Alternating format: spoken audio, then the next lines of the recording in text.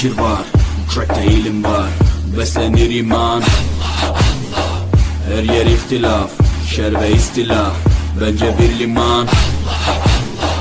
Gerçekte kitapta yazılı bu Kur'an, anlatır hak kitap, yalan ve hakikat, cabası tarikat. Sana yobaz derler, böyle olmaz derler.